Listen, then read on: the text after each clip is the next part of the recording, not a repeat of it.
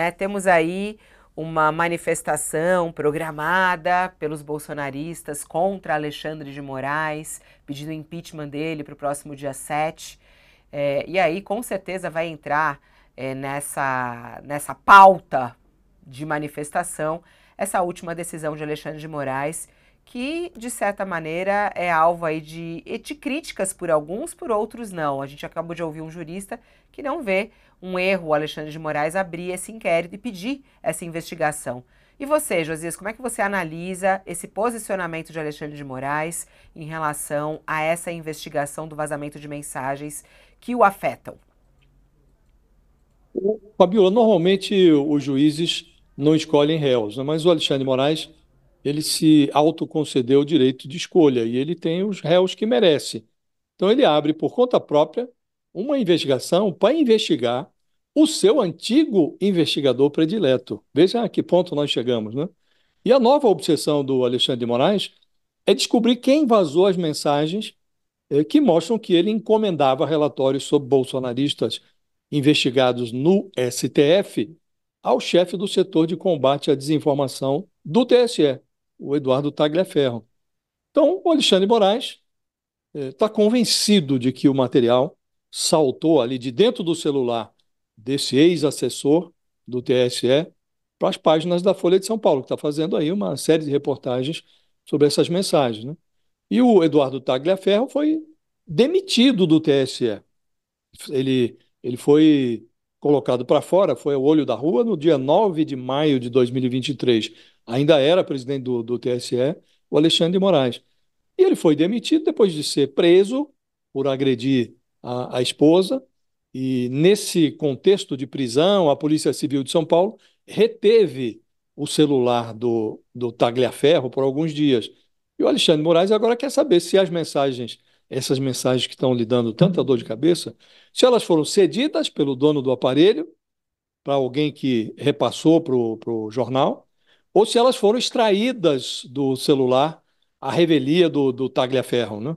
E o personagem, o Eduardo Tagliaferro, está intimado para depor a Polícia Federal nessa quinta-feira, e ele está ralando para ter acesso à decisão do Alexandre de Moraes, esse despacho que abriu um inquérito, colocou a Polícia Federal no seu encalço, né? E tudo sigiloso. Então, o Alexandre de Moraes colocou o inquérito debaixo de um sigilo, né? É, Ninguém sabe, assim como as mensagens estavam ali no escurinho do WhatsApp, também o inquérito está no escuro. Ninguém sabe qual é a motivação exata, por que abriu. Eu li em algum lugar que ele faz menção a Carla Zambelli nesse despacho de abertura do inquérito. Por que Carla Zambelli? Então, ninguém sabe ao certo, está lá a defesa do Eduardo Tagliaferro tentando ter acesso a esse inquérito. Então, as mensagens, elas são esquisitas. A gente já comentou aqui, né? Auxiliares do Alexandre de Moraes pedindo informações, relatórios ao TSE, e os personagens sabiam que estavam trafegando ali numa área nebulosa, né? Tá lá o juiz Ayrton Vieira, braço direito do Alexandre de Moraes no Supremo, dizendo para o Eduardo Tagliaferro lá, que estava no TSE, formalmente, se alguém questionar, vai ficar uma coisa muito escancarada. Mas, a despeito disso, na semana passada, o procurador Paulo Gonet, o procurador-geral, ele sepultou lá um pedido de investigação contra o Alexandre de Moraes. Nessa semana, o Corregedor Nacional de Justiça, corregedor do CNJ, Luiz Felipe Salomão, arquivou o pedido para apurar os procedimentos dos juízes auxiliares do Alexandre de Moraes, no STF e no TSE. Então, todo mundo acha que está tudo normal nessas mensagens. Então aí tem uma situação inusitada, porque o Alexandre de Moraes manda investigar o seu investigador pelo vazamento de mensagens nas quais ele próprio, a Procuradoria, o CNJ, ninguém enxerga nada de anormal. É tudo normal. Então não acham que tem necessidade de fazer nenhuma carinha de nojo, nada. Inquérito, então, nem pensar. Então por que você vai investigar mensagens que supostamente não tem nada de anormal se não abriu investigação contra o Alexandre de Moraes, nem contra os assessores, aí abre uma investigação contra o investigador do ministro, parece inusitado, né? Mas chegamos a esse ponto. Então, está aí o Alexandre de Moraes oferecendo material para os seus adversários, a meu juízo. Você, Sakamoto, acha correta essa abertura de investigação? Qual é a expectativa para esse depoimento, inclusive marcado para hoje? A gente não sabe se ele vai se confirmar ou não, desse depoimento, de um dos ex-auxiliares de Moraes que está envolvido nessas mensagens. Então, Fabiola, tem um ponto que eu acho que é o que está, na verdade, corre nos bastidores e toda essa discussão, que é a seguinte: é tentar entender, né, como o Josias colocou, tentar entender de onde veio essas informações, e para o entendimento do caso isso importa, ou seja, para o TSE, para os envolvidos lá, importa. É claro que vou deixar claro, os jornalistas envolvidos, eles têm o direito de obter informação, seja ela sigilosa, seja ela não sigilosa, em nome do interesse público e resguardar o direito do anonimato das suas fontes. Isso está em lei, isso está no ordenamento jurídico brasileiro, né? Ninguém está criticando os jornalistas por conseguir as informações que são de interesse público. Né? E mostrar, é claro, diálogos são e como é que as coisas são feitas são sempre de interesse público. Então não é uma crítica à imprensa e que conseguiu as informações. Agora, a questão são os servidores públicos envolvidos na difusão dessa informação, né? E aí tem casos e casos. Tem casos em que o servidor público ele não tem problema nenhum para sua quando é problema nenhum, ele não vai ser punido, né?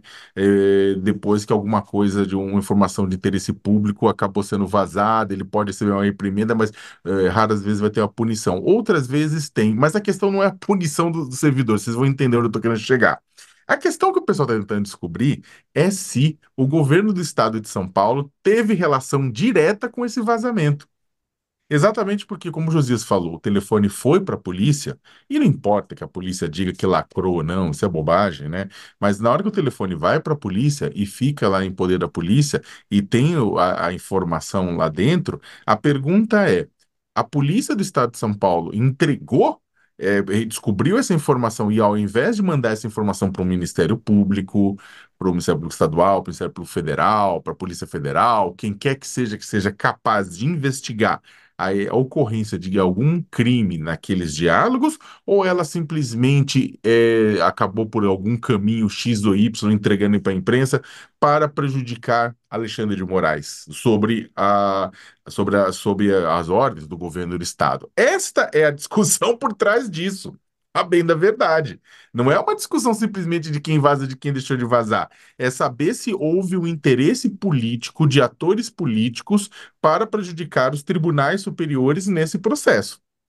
E eu não estou entrando no mérito se os diálogos são bons, são ruins, o que que é. Eu estou tentando entender esse modelo de informação.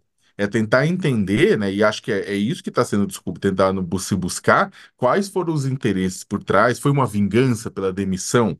Talhaferro se sentiu traído, né, pela demissão após o caso de ser demitido por violência doméstica e acabou entregando o celular, né, para vazou o celular, ou esse celular estava em posse da polícia e descobriu-se essa informação, e aí a polícia, a Secretaria de Segurança Pública, o governo, quem quer que seja, vazou essa informação, né, para prejudicar Alexandre de Moraes. Essa é a discussão por trás disso, né, e por trás dessa investigação.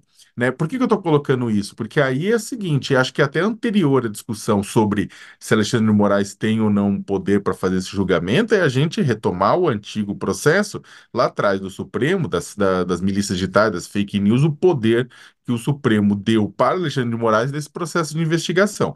O que a gente tem que ver, na verdade, acho que é uma crítica mais até do que o próprio Alexandre de Moraes, é tentar ver quando o Supremo Tribunal Federal vai encerrar esse processo. Né? Porque esse processo ele entregou superpoderes para o ministro do Supremo e a pergunta é: ele vai continuar? E é a tônica que eu tenho batido aqui.